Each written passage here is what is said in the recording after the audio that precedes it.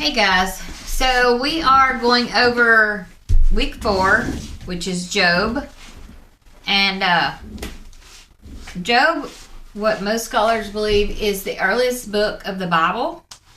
And we also believe that Job was a Gentile. The Bible says that he was the greatest man among all of the people of the East.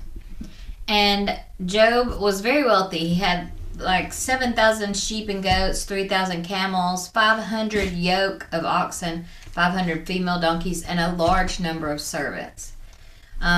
Job also had 7 sons and 3 daughters. And Job was so faithful to the Lord that his sons would throw parties and invite the daughters, and they would have these banquets. And Job said, if they've sinned, I want them purified. So the next day after their banquets, he would purify each of his children, just in case they had sinned.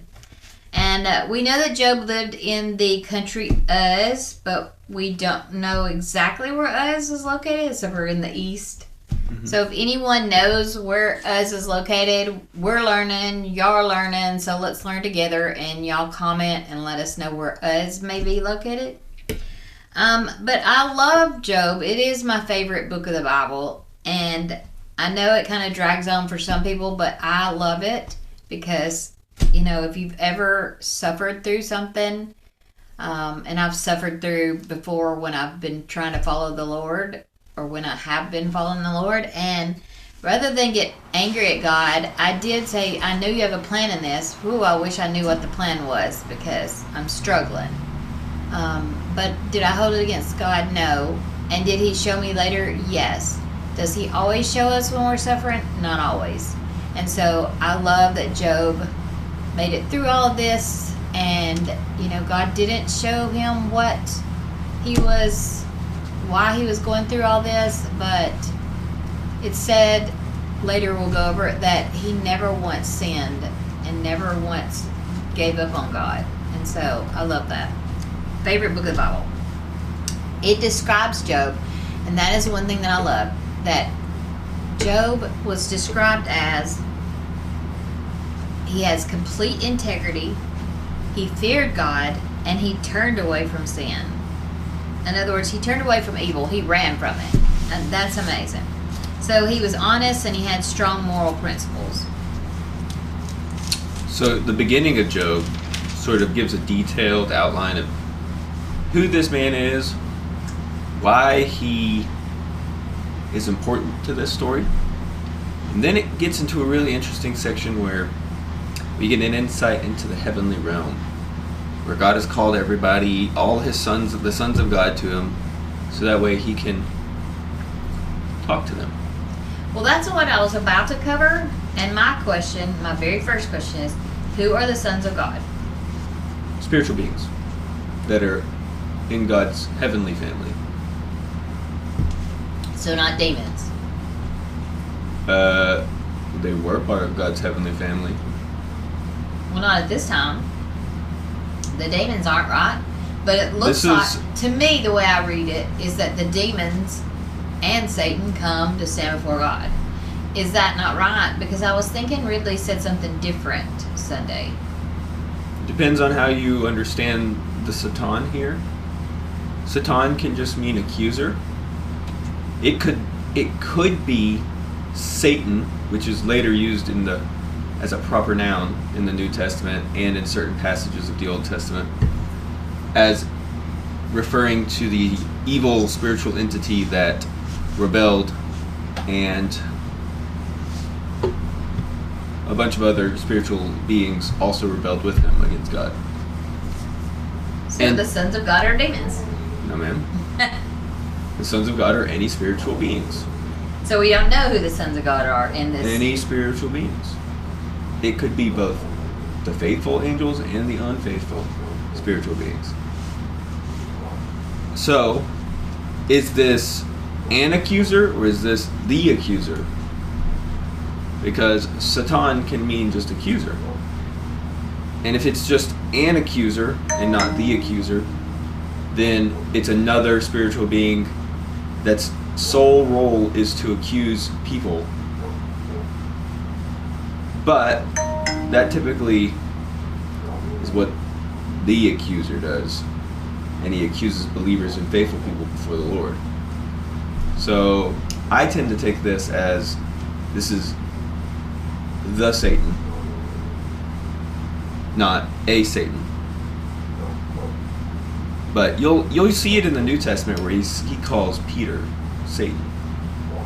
Get behind me, Satan. Get behind me, accuser. You are basically acting like the Satan. And they also call it the devil in the New Testament, which gives further clarification. Okay, so my second question was, this is one that every time I read Job, I kind of struggle with it, and I'm anxious, I'm excited to hear your opinion. If God recommended Job, does Satan not realize God knows the future and Job won't walk away from God? Yeah. So God is saying, have you seen my servant Job? Have you seen my child Job? Mm-hmm. And he's faithful to me and all of this, and you can go test him out. If I were Satan, knowing that God can see our futures, I'd be like, well, I'm not even going to bother because I know he's not going to fail you. I know he is going to stay faithful to you. I mean, have you ever thought of that? Like, why did Satan say, okay, I'm going to go test him? Does Satan not know that God knows our future? Because I would think he would. Also arrogant because he knows God is stronger than him and still rebelled. So, or maybe he has deluded himself into thinking lies about God too. I don't know. It's such a big thing that I always think about when I read Job. It's like, God sets Job up. Yes, and it's very clear that God is trying to get some sort of response out of it, Satan. Yeah, and so you think Satan would be like, I'm not falling for that because you already know the future. You know he's not going to walk away from you. He's going to be faithful to you. So I always wonder, like, what is this about? I think God frames it in such a way that he knows Satan's arrogance won't let him not respond to it. That's why he says it, and he introduces Job in this specific way. So God said that Satan could do whatever in Job's life, but he couldn't touch Job. So the first time. Yeah. So all the kids are at the oldest brother's house. Comes in, powerful wind, wipes them out. The Sabins come in. Don't they? They take the sheep or. Yeah. Basically, he gets raided. There's a fire from heaven. The fire of God. So, yeah, God's fire from heaven. So that can mean that can refer to lightning. Yeah. Which means there was so much lightning that it destroyed that entire. I think it's a flock, right? Which one's the one that the fire of God strikes? I don't know. I just wrote the Sabins took the animals, God's fire from heaven, and then I wrote down everything that Job lost on this day. Job lost his children, his servants, his sheep, his camels, his oxen, and his donkeys. Mm-hmm. So, each time all of this happens, a servant survives. One servant survives, and they come to him, and they're like, let me tell you what just happened. While that servant's there, the next servant's like, okay, you just lost this too. And then the next servant comes, and you just lost the rest of everything. The only thing that Job got to keep was his wife, who I've always said was not a really good wife. And remember who is taking this stuff from him. Yeah, Satan. Satan. Right. Job doesn't know that though. No. Because Job, in verse 20, attributes this to the Lord. Right. And obviously the Lord took away his protection from him. Because Satan says, you've put a hedge around him. And he's like, okay, go do it. Go do what you want with him. Right. And so Satan comes and does this, but Job doesn't know that. He's like, okay, God's taking this all away from me. Well, he has actually, because he didn't stop Satan from doing it, and he could have stopped him. So he but in Job's mind, well, I get that. God did it directly. That's insane, though. So then it says that Job tore his robe and shaved his head and worshipped the Lord. I mean, he has lost everything, and he is mourning, and all of a sudden, his first thing he's gonna do is worship the Lord. It's so amazing, and I love Job. And this is where it says, throughout all this, Job did not sin or blame God. Mm-hmm. So that's awesome. And the other part that I love is where he says, when he's talking to Satan, you incited me against him to destroy him. What do you mean? That's what he's saying. Where?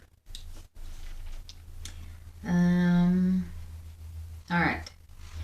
Then the Lord said to Satan, have you considered my servant Job? No one else on earth is like him, a man of perfect integrity who fears God and turns away from evil. He still retains his integrity even though you incited me against him to destroy him for no good reason. Yeah, so Satan saw Job after God introduced him and basically said, I can get him to curse you. And God agreed. So he takes away his protection. And that's what he's referring to. That's what I said. That's what I love, is that God's like, hey, you incited me to do this. That's their conversation is wild. Well, also remember that these aren't probably the exact words that they used. All right, so, and then he says, skin for skin. Satan answered the Lord, skin for skin. A man will give up everything he owns in exchange for his life. But stretch out your hand and strike his flesh and bones, and he will surely curse you to your face. So, this is where Job is getting struck down himself with all the boils from top of his head to the bottom of his feet. And it said that Job sat among the ashes. I wonder what that means. Like, did they think that was a cure? Did they put ashes on those boils or something? You throw ashes over yourself when you're in mourning. So that's why he's sitting in ashes. Mm-hmm. All right. Also, he very well probably had elephantitis. Really? The underlying word for boils can mean several different things, actually. And since he was unrecognizable, and it causes these top of his head to the soles of his feet, then if he had these overgrowths of skin and fat and whatever else happens with that, it can have oozing boils and stuff too alongside it. And it would definitely change your appearance, because when his friends get there, they don't even recognize them. Yeah. So it says that Job cursed the day he was born. I can imagine. Can you imagine if you had boils from the top of your head to the bottom of your feet? Notice, though, she said, curse God and die. We haven't got to that part yet. Hold on. But you skipped off. No, I'm up here. Yeah. All right. So, God said Satan could attack Job, but he could not kill him. Mm-hmm. So, Job wants to die, but he can't. No, he's got to live with this. And that's when Job's wife says to curse God and die. I'm like, yeah. She's gosh. basically telling him to kill himself. Yeah. I'm just like, she's lovely. And after reading this for years, I do have to say that how would I handle it if I lost everything? I lost everything. And that means 10 children that I physically birthed. Would I be this negative? Would I be screaming at my husband to just give up on God and die? I want to say no. I want to say that I would have my faith still. But it had to be hard. But I feel like that she should have been better than that. And that's why Satan left her there. That he knew she was going to be a hindrance to Job instead of something that would help him. Because he killed off everything important to Job. She apparently was not going to be important to him. She was not anything that he couldn't stand to lose. It says throughout all this, Job did not sin in what he said. Now, that's different than the earlier statement where he didn't not sin or blame God for anything. So I wonder if that's just noting that maybe things are getting worse and worse, because this was before the boil. The last comment was before the boils and the attacking on his flesh. And then this comment is after that, and his wife is also telling him to do this. So I wonder if we're seeing a progression where he is dealing with it well, like dealing with it in a responsible way, and then he breaks down and starts basically accusing God of injustice towards him. Because we're going to see that in that conversation where he's like, I deserve a courtroom date with you, God. I got to do all these things. Like, I don't think he's like blaming God. He just wants to tell God his side. Sometimes we're not blaming somebody. We just want you to hear us out. So his wife tells him, curse God and die. We know she's not good for Job. Nowhere does she ever say anything kind. We don't really know how their relationship is, but we know Satan left her alive, so can't be good. And he still has her later after everything's done. And Job calls her, and so does she have the 10 more kids? I thought didn't he get a different wife? So it's her. So she got birth 10 more kids? I don't know. I might be mad at him too.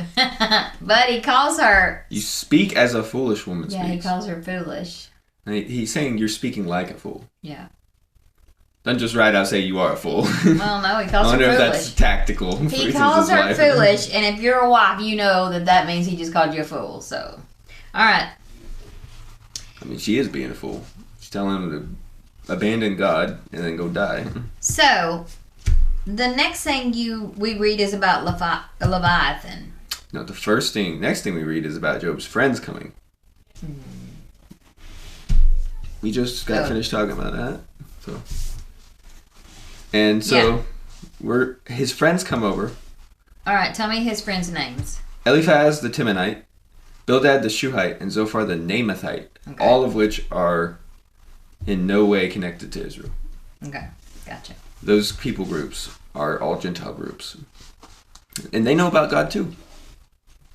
Well, apparently they're followers of him. Because they do say all kinds of truthful stuff. It's just not true to Job. Correct.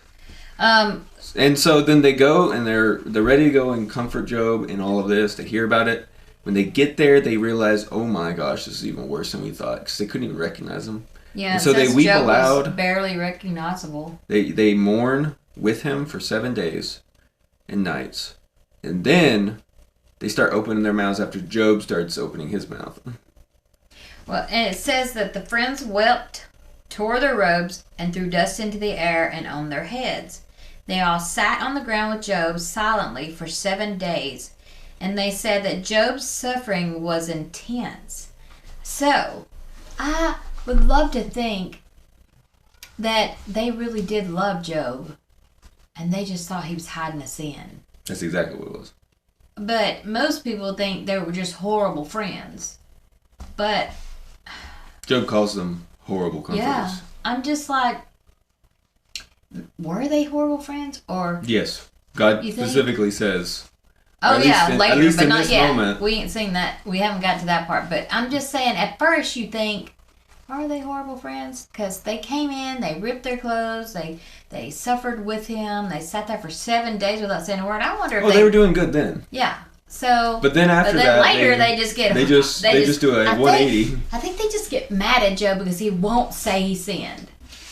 I think they lose it because he finally says, "You shut up," and then they say, "You shut up." And it's just back and forth. Shut up, shut up, shut up. Like, I don't blame Job that, like, you're living your life for the Lord and somebody says, I bet you got a hidden sin. So, I don't know. But anyway, then we go on to Leviathan. And I thought Leviathan was like a sea dinosaur. What Leviathan? Yeah. Leviathan. But no, we get into the fact that Job wants to die. He curses the day he was born and says, "May the day I was born perish, and the night that said a boy is conceived." I've already went over that. All right. Then, let those who curse days condemn it, those who are ready to rouse Leviathan, So, may those who curse days condemn it, those who are ready to rouse Leviathan. So, Sheol, the realm of the dead, in their understanding of the afterlife, it's this underworld. And you don't have a nice existence. You're like this shade of yourself, you're a shadow of yourself. And you typically get there in their understanding of it.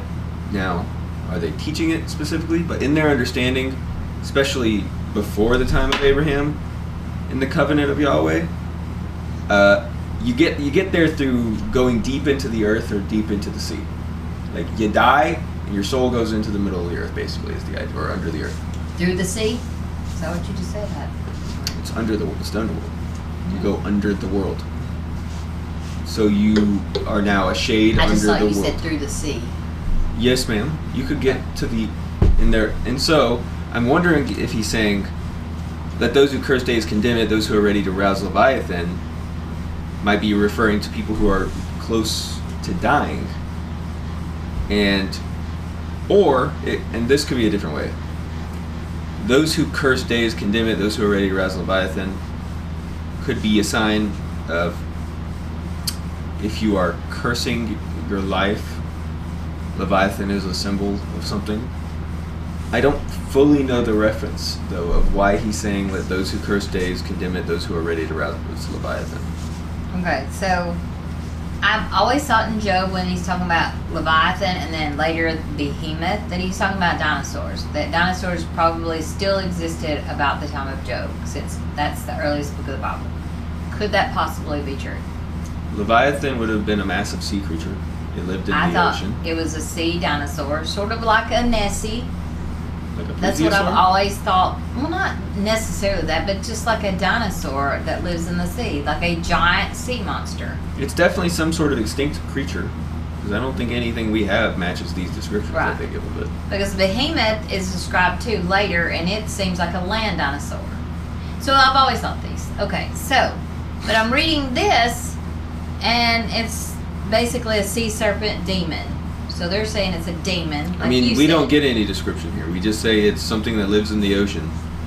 We don't even get that, really. It's just those who are So ready to then rouse Leviathan. I looked up Leviathan, and it said, like, it's a demon that's threatening to eat the damned when their lives are over. So, like, a giant sea serpent demon that threatens to, what did I say?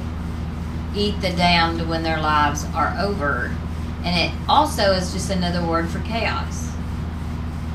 See, I didn't know any of all this. I thought it It's was definitely just connected I thought to it chaos. was a sea serpent. That was it. A giant It's sea dinosaur. It can represent the chaotic nature of the ocean, because Yeah. and the ocean itself represents chaos in their understanding, because it's just scary and chaotic in the ocean. Yeah. I don't even I mean, it is I don't even wanna go connected on a to cruise. certain. There are certain mythological reasons why water is connected to chaos too, that have probably crept into Job's mindset since he's living in a world with pagans and other And things. I just keep wondering, is he near the sea? He's in the He's east. apparently seen the sea. Not necessarily. No? You could know about the ocean from travelers and other things like They that. come and tell you about it? Mhm. Like we traveled on the ocean to get here, or get to an area. You know, he was rich. He probably talked to a lot of merchants and a lot of people. Okay. Alright, so then in chapter 4, it's just going at. Wait, Yeah, actually, chapter 4 is his reply to Job. hold on. Where is it? Okay, so, before that, we're talking about Job can get no rest from the pain. He is just constantly exhausted. And I have been pregnant before, and I can totally relate to the can't get no rest from the pain. Yeah. But anyway, in chapter 4, we see, tell me who's that guy's name? Eliphaz. Eliphaz. He begins to speak, accusing Job of sin. Then we keep moving on, and poor Job. He's in 6. He's talking about, and it's really funny because I just kind of got the gist. KMN. Do you remember KMN? You know how Kill I me always now. say KMN? Oh, KMN. Kill me now. I feel like Job is just saying that like, oh, KMN, kill me now. But he said, I cannot help myself. He's basically like, since I cannot help myself, bless him. I just feel so sad for him. Like, if I have boils from the top of my head to the bottom of my feet, ugh. And then basically he has fake friends that he feels are disloyal and treacherous. Before we go on, Eliphaz says he gets a vision. Okay. In chapter 4, verse 12.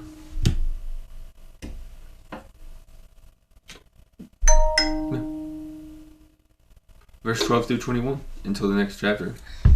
And he talks about this vision he gets in the night where fear and trembling come over him while he's Eliphaz does? Mm-hmm. Okay.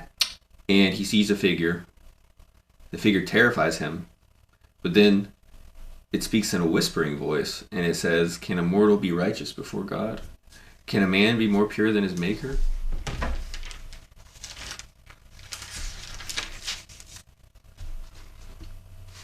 And he uses that as the basis of his first conversation with Job. Basically saying, look, you ain't good, Job. You got something wrong. Mm-hmm. And so there's 3 different approaches here. Eliphaz starts by saying, Job, you probably did something bad. And you just need to figure out what it was and then confess and repent of it. And then his next friend says, oh, Job, you definitely did something bad. You probably already know what it is, and you definitely need to repent of it. And then his third friend, and these are just the different things. And then you sort of start with, Job, you probably did something bad. You get on to, Job, you definitely did something bad. You need to just confess it. And then you get into, Job, you did such a bad thing. It had to be really bad, because look at what's happening to you, Job. And you get this progression, and then they eventually start making up lists of sins that he must have did. When they don't have any evidence they did this. They're just saying, look at how bad this is. You must have did something really bad. We're going to list off really bad stuff that you must have done. And they start making up crap, which just irritates me. And it irritates Job. And God says that was not good either later. So we see here that for months Job has had like months of useless, troubled nights. Like he is miserable. And it says Job's flesh was covered with maggots and dirt. His scabs were oozing. That's why a lot of them think elephantitis, because you get the description in Hebrew. Well, boils ooze too, though. You get the description in Hebrew, which is not only boils. Okay. And you combine that with the overgrowth, the irrecognizability of his entire body, as well as the oozing, itchy nature of it, and they try to give you an approximate understanding of what Satan afflicted on him. Just imagine having like puffy, swollen body that's oozing all over, and you're just sitting there with maggots in your skin. Because the maggots would be there because you've got dead skin too. Ugh, somebody couldn't give him a bath. Bless him. Everyone would be afraid to touch him. Yes, that's why I feel like everybody, because later we'll go over that. He's just complaining because nobody comes near him. Nobody will even touch him. I'm like, I bet they think you're contagious. They probably put food down and he has to crawl over there and eat it. That's basically it. Because it's probably really painful to walk if it's on from top to the bottom to the bottom of his feet. And they probably think he's contagious. Mm-hmm. So they don't want to be near him. They don't want to get what he's got. All right, so it does point out that those who go to Sheol, I never can say that right, never rise or return. It talks about the sea monster Leviathan again. This is in 7. And he's like getting on his friends, like, you frighten and terrify me with your dreams and visions. And by this point, Job has given up. He just wants to die. And then Bildad speaks. And then Job continues to say, well, God is wise and all-powerful. So he's still standing by God. I love that.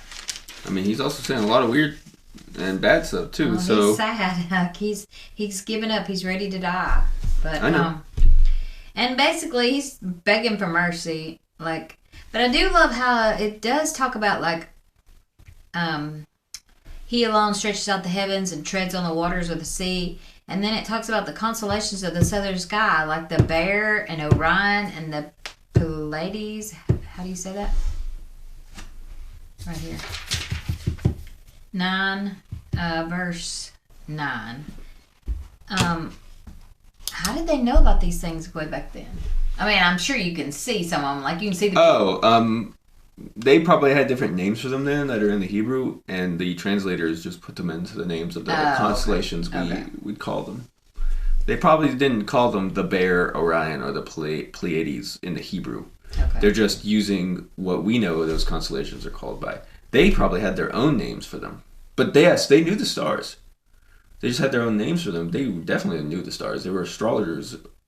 People looking at the stars all the time. I thought they called them this, and I was like, how did they know that? That's so cool.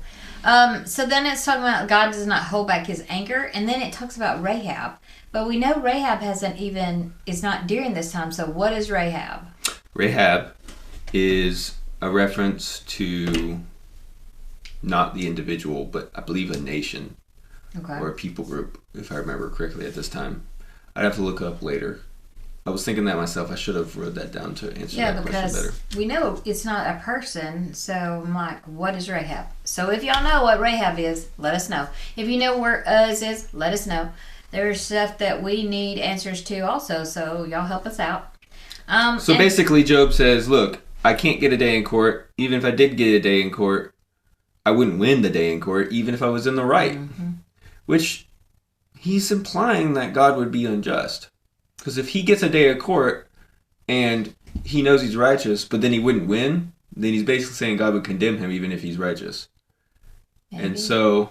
He's not giving up on God. He's just saying that... He's not giving up on God. So curse God is very specific. It means to abandon him and to hold him in contempt. Job is not abandoning God. Yeah, he hasn't given up on him. He still wants to talk to him. He still wants to talk to him. He's still talking to him right now. He wants a day in court, though, and he starts getting close to accusing him of injustice and being unfair and not care. Actually, he says at one point, you care too much about humans that you keep paying attention to me all the time. Stop paying attention to me, God. Let me die. But honestly, that is what God did. He paid too much attention to him, and he brought, the spotlight to him for Satan. Like, that's why I always say, I'm not Job. Please don't point me out. Don't point me out. I'm good. If Satan forgets who I am, I'm good with that. But it does go on to say that he is a blameless man. So it's got to be so frustrating that he has been walking with the Lord, and he does love the Lord, and he has been doing everything that God has told him to do. And then yet this happens. So under normal circumstances, I think most people, if they said these things, that would be sinful. But yet, you could make the argument that because of Job's intense grief and pain and suffering, that he doesn't fully mean these things. Yeah. That he's just saying stuff because he's angry and he's in grief. Because, we say things when we're in pain that we do not mean. We're just like, we want you to get away from us. We're in pain. But if you sit in that for too long, it does become part of what you actually believe. I think that's why God appears to him to correct him before he goes too far. Right. So he's basically talking about how I'm on my own. Like, doesn't seem like God's helping me at all. I don't know what to do. And then basically, Satan suggested that people love God only for benefits and blessings God gives them. They do not love God just for himself. But that's not true. I feel like Job loved God no matter what. Right? Yeah, Job still keeps coming to God. He's still loyal to God. Satan's whole thing was, people are only loyal and faithful and love you because you give them good stuff. Right. If you take away all the good stuff, God, if you take away his health, then he'll curse you. He'll abandon you. Job never abandons talking to God, though. No. He's still trying to reason with him because he loves him. Oh, yeah. He's still trying to talk to him. He's like trying to figure this out. And he's getting dangerous close to sinning in a different way than just cursing. Cursing God is like apostasy, is the idea. Mm-hmm. Where you would you would just abandon God and you would stop following him. And so he's talking about how I'm not wicked. And up until this point, you gave me life and love and guarded my life. But it's like he's like, oh my gosh, what if you just walked away from me? You did, like, I'm not wicked and you gave me life and you guarded my life. Like, what is up? You love me. I know you love me. And he's basically like, hardships are assaulting me over and over. And I wish I'd never existed. And I think, we've been like that. When you've struggled with your depression before, you've said it before, like, I don't want to kill myself, but I wish I never existed. No. I framed it a different way. Well, tell me what you said. I said, I wouldn't kill myself, but if the Lord went ahead and killed me and brought me to him, I'd be completely fine with that. I don't want to not exist. What are you talking about? Well, you meant not. I meant like you were ready for it to be over. Like you're done is what I meant. And like you're not going to take your life, but you were done. Like you were just like, Mom, I'm just tired. Well, Job also kind of takes that because he doesn't kill himself. And do you know there are just so many people that I see on Facebook all the time, like, I'm done, I'm ready to be done, or I'm having thoughts of killing myself. And it makes me sad because I've watched you struggle with it, and then so many people struggle with mental health issues, and nobody's there for them. And so I try to always, like, be encouraging, like, try to say something, like, people let you know that we're here. Mm-hmm. We're here. Our door's always open. If you're feeling sad or depressed or whatever, just come. We'll cheer you up. We'll encourage you. We'll make you laugh. We'll do whatever it takes. And also, people need to, trust in the Lord. Go to therapy. Get medicine. There's so much stuff now that you can do to really help. So... Yep, in 11, Zophar answers and basically lectures Job on how God operates and says, you do good things, God gives you good things. You do bad things, God punishes you. So just repent, Job. Everything will be fine. Eventually, one day, all the evildoers will die anyway, and they'll never last. And he basically gives them this whole lecture on God's justice. And then Job says, I already know this. Well, Job he says... Who doesn't know the things you were talking about in verse 3? I love their conversations. They've been friends. I mean, you can tell because they're just like at each other. Like Job said that he is pure in God's sight. And then Zophar, if I'm saying it correctly, disagrees with him. Like, he wants to tell him, Job's like, I'm pure in God's sight. And he's like, no, I disagree. Yeah. Like, no. So Job is not...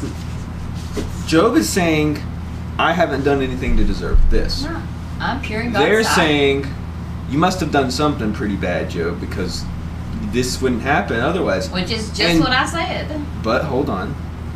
Then they will take, I am pure in God's sight, and they will push it to the limit and say, you're not completely pure, Job. You've got to have sinned in some way. Yeah. Can a man never have sinned, Job? And then they'll start pushing on that technicality, because that's not what Job ever meant, is that I've never sinned. Right. And even later in his discussion, he'll say, well, God, are you holding my sins of my youth against me? Like the stuff I did when I was a freaking kid, right. Or like a teenager, or a reckless teenager, or a young adult? And he's like, surely not. Because the idea is that Job has been walking with God, and he's been receiving God's forgiveness, he's been doing all this, and he's been trying to follow the Lord his entire adult life, and these people come and start making up crap that he didn't actually do, and he also has the same mindset as them. He also has the mindset of, if you do bad stuff, God will punish you. If you do good stuff, God will reward you. That's why he says, who doesn't know the things you were talking about? And that's why he's upset with God. He's like, God, I didn't do anything bad. Why am I being punished? Well, we all feel that way, though. But, why is this bad stuff happening to me? Because I'm not a bad guy. You know me, God. And so Job also has the same mindset as his friends, but his mindset is being challenged because he's realizing now, and he starts looking around, look at all these wicked people that don't die. Look at all these people, these evil people that aren't having the punishment brought on them right away, God. Look at all these things. And he basically says to his friends, yeah, I know the things you are talking about, but it must not be the way he works. And I don't think God's quite fair about this. And so something's going on. I want my day in court with God. And he keeps going to God about it because he's tired of talking to his friends. Well, Job tells Zophar, I am not inferior to you. So, I mean, he's tired of them treating him like he's dumb, like he's stupid, like he's worthless. Alright, so... Only you would shut up and let that be your wisdom. That's what I'm reading here. Okay, Job says his friends are liars and he wished they would shut up. I love that. They're lying about his character. Yeah. They're making up stuff that he's done. So and saying I'm just like rolling laughing because it's like, you shut up. No, you shut up. No, you shut up. Alright, and then they're like, let me talk. No, let me talk. And then Job's like, let me defend myself. And he said, I know I am right. Can you prove otherwise? So they keep accusing Job, and Job's like, I know I'm right. Can you prove otherwise? If not, shut up. I mean, Job is just worn out. He's like, just let me die. Stop lecturing me. I've told you that I don't have a major sin in my life. So just let me die. Shut up and let me die. So in chapter 14, this is really interesting. He starts comparing people to a tree. Yeah, Trees, I saw that. they grow back. And I mean, I guess Job doesn't really understand that when a tree grows back, it's a new tree actually, but it's not the same tree. But in his mindset, that tree's reborn. It's like come back to life is the idea. But in 10, he says, but if a person dies, they don't come back. Not like that. He breathes his last. Where is he?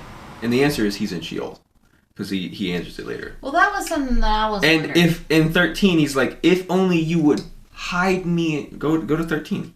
Verse 13. No, I'm just wondering, 14. like, if you notice throughout all their little speeches, they act like they're going there. Isn't that like a bad place? Isn't it Sheol like hell? So everyone goes to Sheol. I thought some go to paradise and some go to Sheol. So I thought the good go to paradise and the bad go to Sheol. This is before the covenant. This is before they even know a lot about the afterlife. So they believe this. They just know that everyone goes to Sheol, and that if you're in Sheol, it is a very uncomfortable and unusual existence as a shade. And you don't really want to go there because it means... Well, then what's the other option? Well, later, in the Hebrew and Israelite mindset, they divide Sheol into Abraham's bosom, where those who are faithful to God go, and they will be comforted, even though it is still uncomfortable, which is paradise. And then there is the bad side of Sheol, and that you see that, hell. And you see that in the New Testament, where you're kept there until the day of judgment. But they didn't have that understanding here. Everybody goes to Sheol. Everybody ends up the same way. I know. I just kept reading that. I'm like, why does he think he's going there? And so this is so interesting. If only you would hide me in Sheol, this is 14:13, and conceal me until your anger passes. So he's basically saying, if only you'd let me die and then bring me back. If only you would appoint a time for me and then remember me, so come back to me.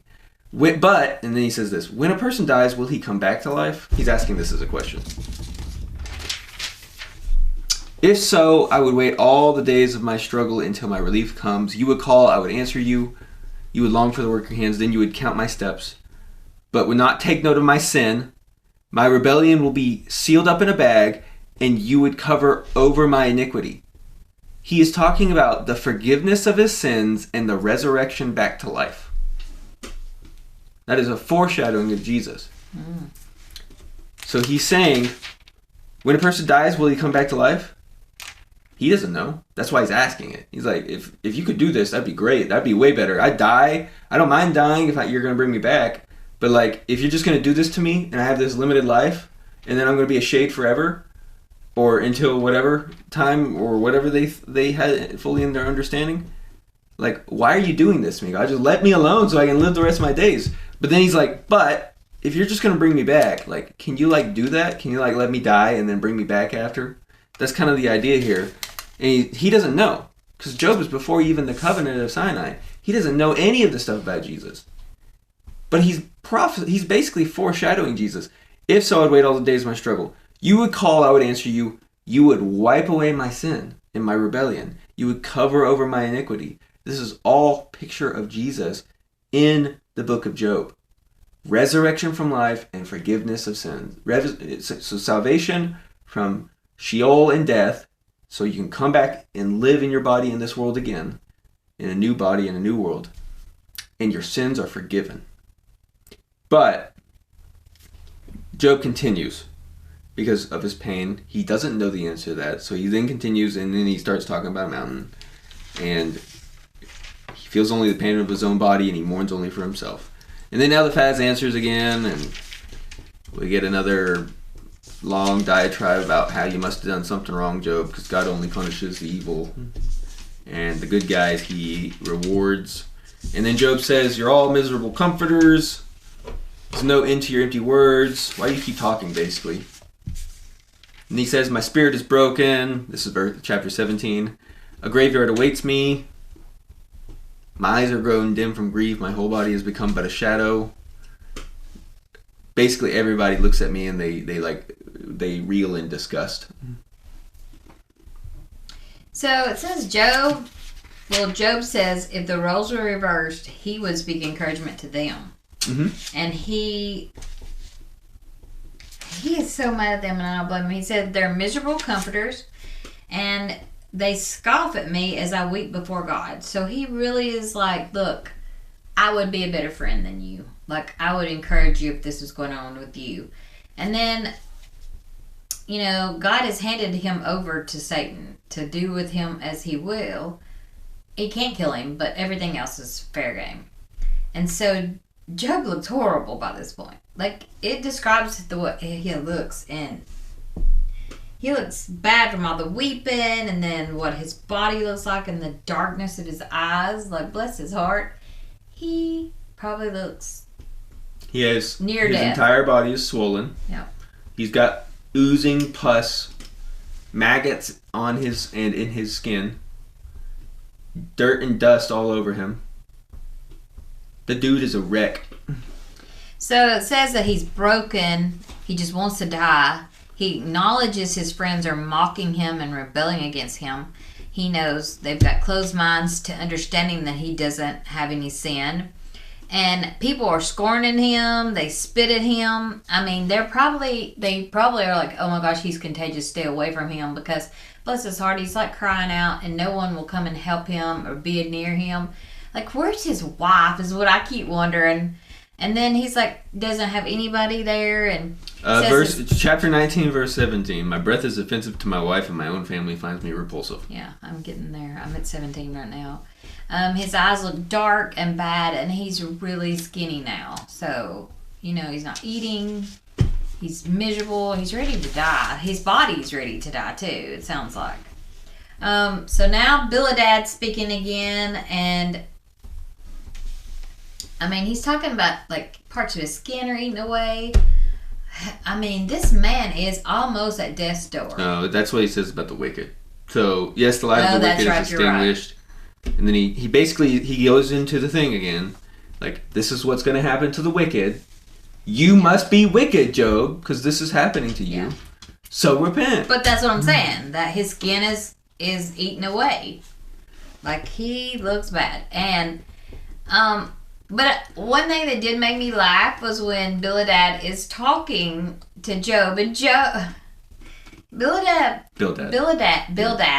says to Job, basically this is what he says. In modern day words, he says, be quiet and act like you got good sense. Mm-hmm. Like, seriously, that's a southern thing. Just be quiet and act like you got good sense.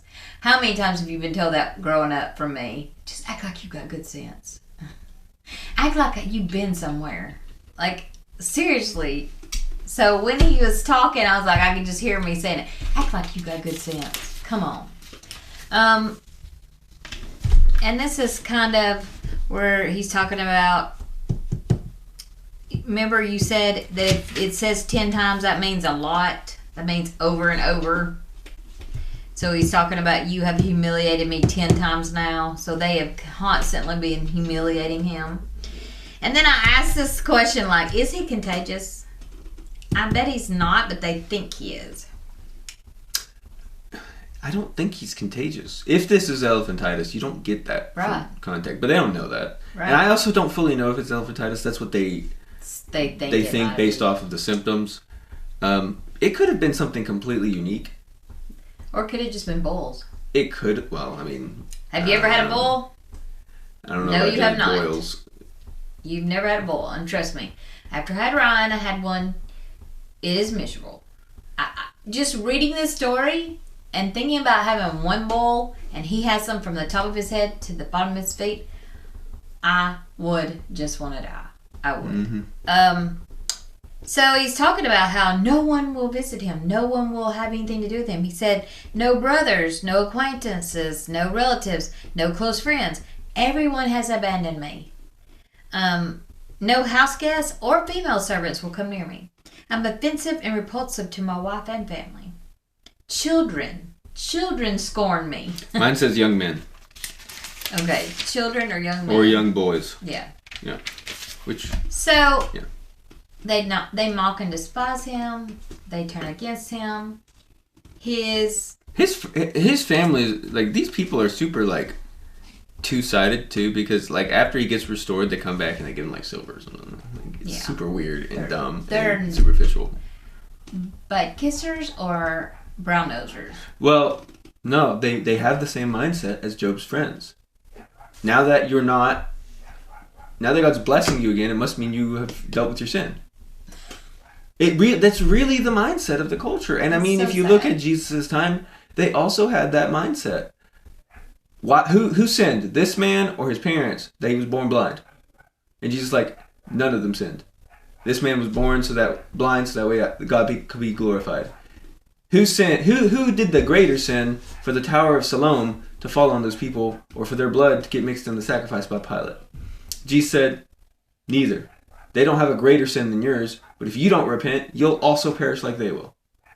So Jesus is stressing that just because something bad happens to you doesn't necessarily mean you did something worse than other sinners. It does mean, and we know from the framework of Job, that Job hasn't done anything to deserve this. That's the whole point of it. So they're just flat out wrong. Right. So it's talking about how his flesh clings to his bones. So we know he's so skinny. He's not eating. And he begs for mercy from his so-called friends. I mean, his heart longs for God. He's just ready to go stand before God. He's like, I don't want to be here. I just want to go stand with God. I want to tell him my side of the story. I want to talk with him, whatever. Ooh, this is a good passage. 23 through 27. Wait, we're not there. Yes, you are. That's just the next passage. I thought you were in the chapter. All right, so I wish that my words were written down, that they were recorded on a scroll or were inscribed in stone forever by an iron stylus and lead. So basically, like, I wish this was down for history. Yeah. But I know that my Redeemer lives, and at the end he will stand on the dust, even after my skin has been destroyed. So even after I die, yet I will still see God in my flesh. I will see him myself. My eyes will look at him, and not as a stranger. My heart longs within me. He could say, yet I will see God. But he specifies, yet I will see God in my flesh. After he's died. So that means I'm back in my body seeing God even after I've died. So there's a real possibility here that he's like, okay, that question I asked earlier, will God bring people back from the dead? In his mind, he's like, okay, God must be bringing me back from the dead because, like, there's no other way I could see this. Yeah. And he calls him my Redeemer lives. So he expresses a strong trust still in God, even as God is the one he thinks is doing this to him and is now treating him unfairly to some extent in his mind. So it says that he wishes it would be wrote down. So I put heart, the Bible. It is wrote down. Mm-hmm. And then I know my Redeemer lives. So when I first rededicated my life in the year 2000. The very first person that I really listened to was Nicole C. Mullen, and that was the first Christian concert I went to, because I literally thought, I cannot do this because I want to listen to my music and I can't listen to gospel music. And thankfully a pastor that I had at the time said, there is a such thing as contemporary Christian, try it out, you may like it. And I did. And so the very first concert I went to was Nicole C. Mullen, and that was when her song My Redeemer Lives was very popular, and I think it is one of the best songs ever. And there it was. I was just like, I did not realize it was in Job. My Redeemer Lives. I love the fact that most contemporary Christians songs have scripture in them, so we can memorize that. Zophar responds with the typical, you must have sinned, Job. Zophar is talking now, and that Job is just like, he answers him and he says, let me speak, and then you can go back to mocking me. Like, poor thing. I love the fact that basically this is talking about adding insult to injury. He literally has been through everything, and they're just adding insult to injury. Like, all of this has happened. You should be encouraging, not being negative to him. So now we have Eliphaz, is that speaking?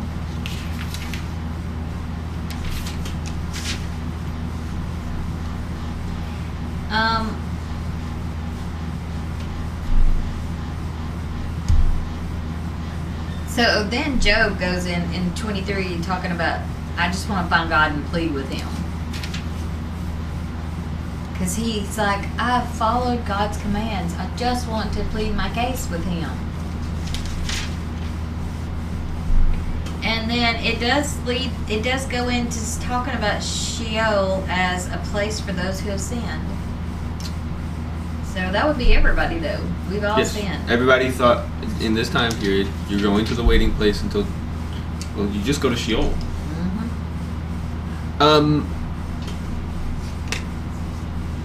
And then, basically, throughout this whole thing, he has said, prove me a liar.